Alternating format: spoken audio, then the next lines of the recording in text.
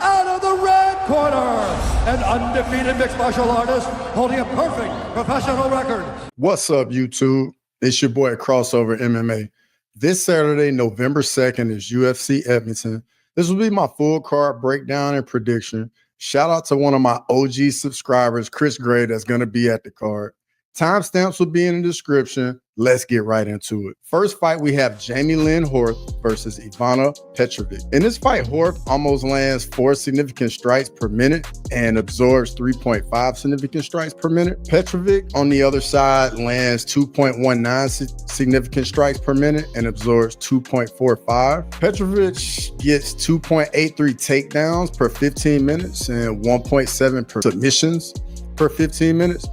Neither fighter has been finished before, so I'm going to go Petrovic by decision. I think they'll end up in the clinch and on the ground at some point. Next fight, we have Chad Anheliger versus Cody Gibson. We have 2 vets in this one. Both guys are 37 years old. Cody Gibson will have a 4-inch height advantage and a 6-inch reach advantage. Anheliger lands 3.6 significant strikes per minute, absorbs 3.11. Gibson lands 3.96 significant strikes per minute and absorbs 3.89. Cody Gibson also averages 1.61 takedowns per 15 minutes, and Anheliger is 0.82. I think this will be a high-paced action fight with a little bit of everything. We're going to see some striking, some grappling. Cody Gibson really pushes the pace and tries to drown you. I'm curious to see who dictates the pace and where the fight takes place. Ultimately, I'm going to go with Cody Gibson by decision. Next fight, we have Serhiy versus Garret Armfield. I'm expecting a fun striker's delight right here. Sidey lands 5.16 significant strikes per minute, absorbs 4.19. Armfield lands 5.59 significant strikes per minute and absorbs 3.3. Sidey has a 67% finish rate, while Armfield has a 57% finish rate. Sidey will enjoy a 5-inch height and a 2-inch reach advantage. Armfield is going to have to push the pace and get inside to have some success. But I think the length and the pace of Sidey is going to be enough to have him win it by decision. Next fight, we have Alexandr Romanov versus Rodrigo Nascimento. This fight is going to come down to where it takes place. Romanov has literally 1 round of cardio. Nascimento probably has 1.5 rounds of cardio. Romanov is going to try to implement his wrestling and either use it to get a sub or ground and pound. Nascimento will have to use his 76% takedown defense and keep this fight on the feet if he wants to win. Romanov gets over 4 takedowns per 15 minutes. Nascimento will have a 5-inch reach advantage. It's a tough pick for me, but I do like Nascimento's 6% takedown defense, so I'm ultimately going to go with Nascimento by decision. Next fight, we have Jack Shore versus Youssef Zalal. I'm really looking forward to this fight. Both guys are very skilled on the feet and in the grappling.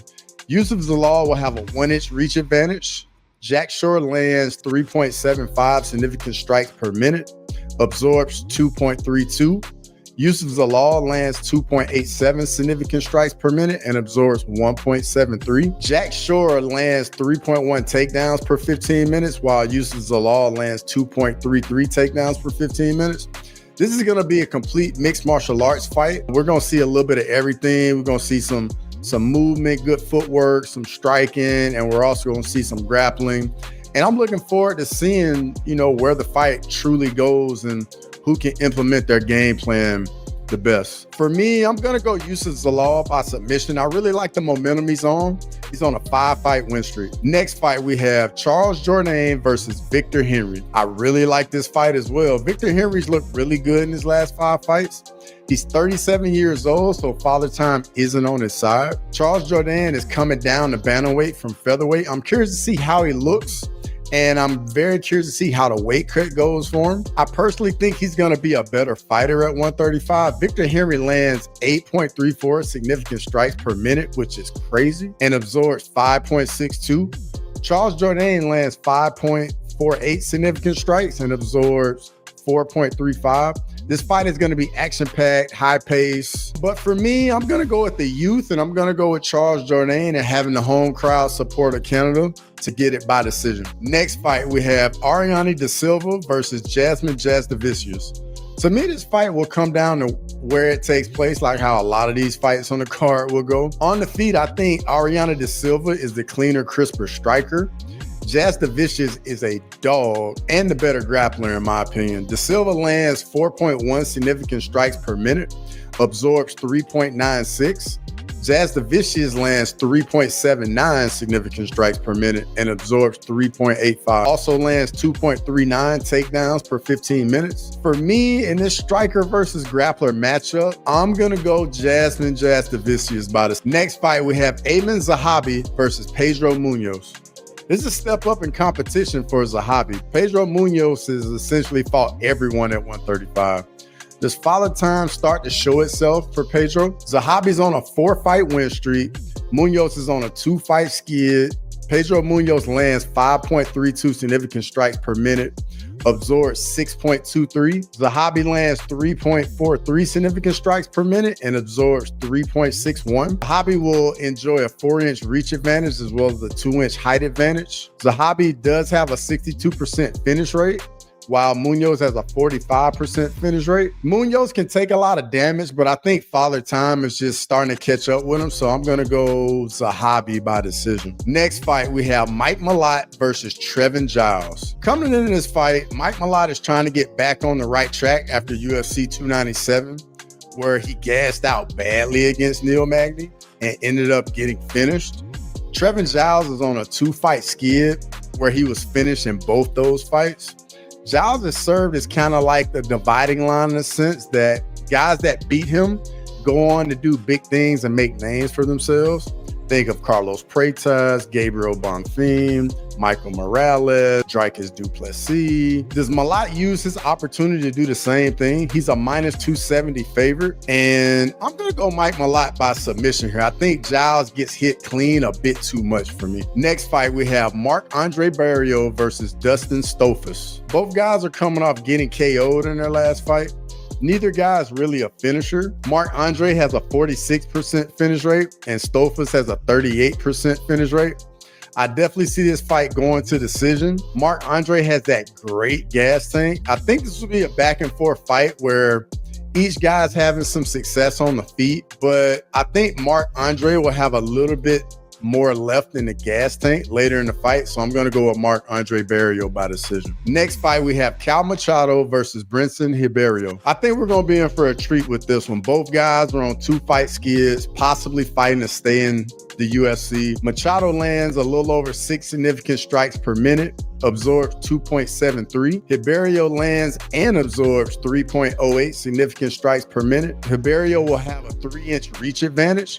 Machado's a -165 favorite in this fight, but ultimately I'm going to go with the underdog here, Ribeiro by KO. Next fight, we have Derek Lewis versus Genado Diniz. Diniz is an undefeated kickboxer with only 8 MMA fights, fighting a veteran KO artist in Derek Lewis, who has 23 KOs. Diniz managed his range pretty well in his previous fights, and it's a step up in competition for sure. Derek Lewis is always looking to brawl and land that massive right hand.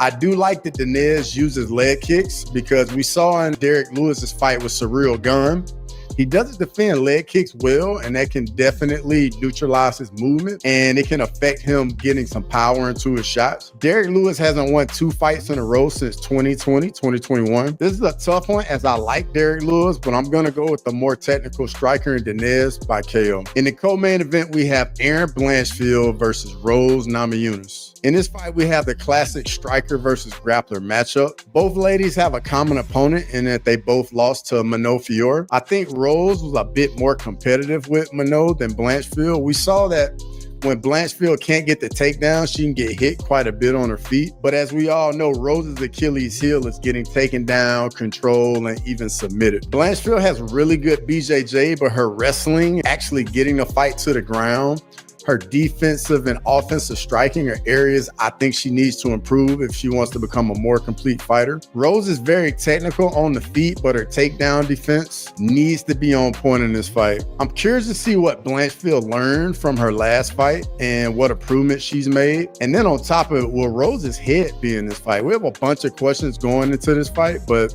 ultimately, I'm going to go with Rose Namajunas by decision. I just like all the championship experience and all the big fight experience she has. And in the main event, we have Brandon Moreno versus Amir Albazi. Amir Albazi is coming into this fight on a 6-fight win streak. If he gets a win over Moreno, he'll be next in line for a title shot. Moreno is getting back in the octagon after taking some time off after his last fight against Brandon Royval. He lost by split decision. I really think this fight comes down to Moreno's takedown defense and his scrambling ability if and when he does get taken down by Albazi. If Moreno manages to keep this fight on the feet, I think he'll outstrike Albazi. Moreno lands 3.87 significant strikes per minute and absorbs 3.63. Albazi lands 2.8 significant strikes per minute and absorbs 3.07. Moreno has all that big fight experience in his back pocket that he can always go to.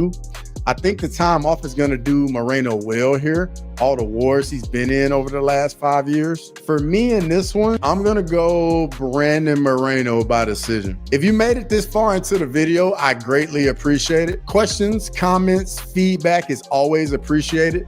Subscribe to the channel, and as always, until next time.